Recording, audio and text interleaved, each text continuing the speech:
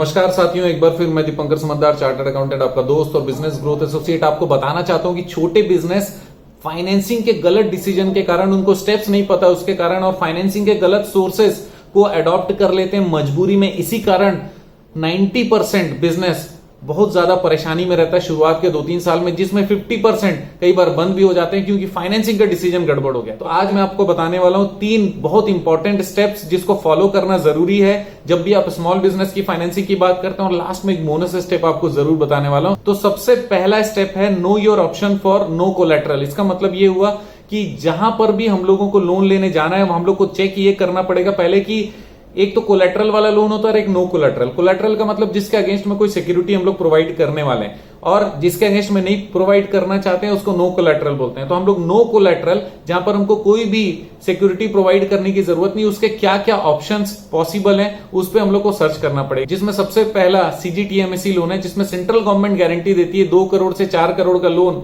Central government guarantee देगी, आपको कोई भी वहां पर सिक्योरिटी रखने की जरूरत नहीं है। हाँ, उस पे सीजीटीएमएसई का एक चार्जेस होता है बहुत नॉमिनल, वो आपको ऐड करके देना पड़ेगा इंटरेस्ट रेट में, और आपको लोन हो जाएगा। और ये स्पेसिफिक क्लास ऑफ बिजनेस के लिए पॉसिबल है। दूसरा SBA small business administration guarantee के लोन होते हैं, जिसमें गारंटी बेसिस पे लोन मिल जाता है। तीसरा ऑनलाइन बहुत सारे अल्टरनेटिव लोन ऑप्शंस हैं जहां पर हम लोगों को कोलैटरल देने की जरूरत नहीं पड़ती, जिसमें term loan, invoice financing, inventory financing, merchant cash advance और इक्विपमेंट फाइनेंसिंग भी शामिल है। इसके अलावा ऑनलाइन P2P लोन मिलता है, पीयर टू पीयर लोन मिलता है। अमाउंट थोड़ा कम होता है, इसलिए उससे बड़ा बिजनेस कर सकते हैं, या फिर बिजनेस में तुरंत बहुत ज्यादा हेल्प हो जाएगा। ये हम लोगों को चेक करना पड़ेगा। दूसरा इंपॉर्टेंट स्टेप है, पहला आपने देख लिया कि भैया हम लोग कोलैटरल फ्री लोन में क्या क्या ऑप्शंस हो सकते हैं, और वो ऑप्शन के साथ में इंटरेस्ट रेट क्या लगने वाला है और कितना अमाउंट देने वाले हैं, ये सारी चीजों को आप चेक कर लीजिए। और उसी के साथ देख लीजिए कि आपके बिजनेस में वो फाइनेंसिंग से काम बन पाएगा या नहीं बन पाएगा, क्योंकि अगर नहीं बन पाएगा तब हम लोग कोलैटरल वाले में जाएंगे। ठीक, तो नॉन कोलैटरल चेक हो गया। दूसरा, आप अपने फाइनेंशियल और डॉक्यूमेंटेशन अपने चेक करिए, उसके बेसिस पे हमारा लोन का एलिजिबिलिटी क्या होता है, क्योंकि लोन का एलिजिबिलिटी निकालना बहुत आसान है। ऑनलाइन में अगर आप जाएंगे, loan eligibility for term loan, loan eligibility for cash credit, या फिर लोन एलिजिबिलिटी कैलकुलेटर, हर बैंक का, हर एनबीएफसी का उनके वेबसाइट पे दिया हुआ रहता है। इसके अलावा भी बहुत सारे फ्री कैलकुलेटर अवेलेबल रहते हैं, आप जाकर अपना एलिजिबिलिटी चेक कर सकते हैं। लेकिन उसमें आपके इनकम टैक्स से रिलेटेड या ऑडिट से रिलेटेड इंफॉर्मेशन मांग सकता है, तो आपको भरना पड़ेगा। आप ऑडिटेड फर्म हो या नहीं हो, आपने इनकम टैक्स पे किया यस और नो किया, तो फिर टर्नओवर कितना था, प्रॉफिट कितना था, टैक्सेस कितना पे किया, ये कुछ 3-4 चीजें हैं जो आपको पता रहना चाहिए, जिसको अगर आप फीड करोगे तो आपका एलिजिबिलिटी निकल आएगा। इसके अलावा अलग अलग बैंक के अलग अलग फॉर्मूले होते हैं जिससे निकलता है, तो आपके परिचित जो बैंक है वहां पर जाकर भी आप बात कर सकते हैं। 2-4 बैंक में जरूर जाइएगा।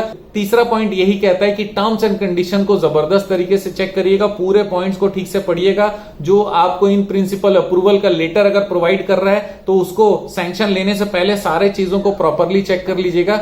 जो चार्जेस बोल रहे हैं वो सारे चार्जेस देखिएगा, इंटरेस्ट देखिएगा, और एडिशनल पेनल इंटरेस्ट कब होने वाला है, स्टॉक स्टेटमेंट कब देना पड़ेगा, या फिर कौन कौन सी इंफॉर्मेशन रेगुलर देनी पड़ेगी, या फिर नहीं देने पर क्या क्या चीजें हो जाएगी, और जो टर्म्स एंड कंडीशंस लिखा है जो फुलफिल करना है या रीपेमेंट का है वो आप फुलफिल कर पाओगे या नहीं कर पाओगे। अपने प्रेजेंट और पॉसिबल सोर्सेस और व्यवस्था के अनुसार आपको ये चेक करना पड़ेगा। अब बारी आती है बोनस पॉइंट। बोनस पॉइंट ये है कि आपको ना पर्सनल गारंटर का जुगाड़ भी रखना चाहिए, कि जो जिनका रेपुटेशन बहुत अच्छा हो, फाइनेंशियल रेपुटेशन बहुत अच्छा हो, सोशल रेपुटेशन अच्छा हो, ऐसे लोगों से अगर आपका बहुत अच्छा बातचीत है और आप उनसे कनेक्ट कर सकते हो, तो फिर पर्सनल जो गारंटी है उसके लिए लोगों को तैयार रखिएगा। और कई सारे जगह पर खुद की पर्सनल गारंटी देनी पड़ती है कि भैया अभी अगर आप नए एंटरप्रेन्योर हो तो आपका उतना ज्यादा एक्सपीरियंस अगर नहीं है तो फिर आपके पर्सनल प्रॉपर्टी को बेचकर भी देना पड़े, ऐसा है। अगर आज कोलैटरल फ्री भी दे रहा है तो भी वो ये लिखवा के ले सकता है,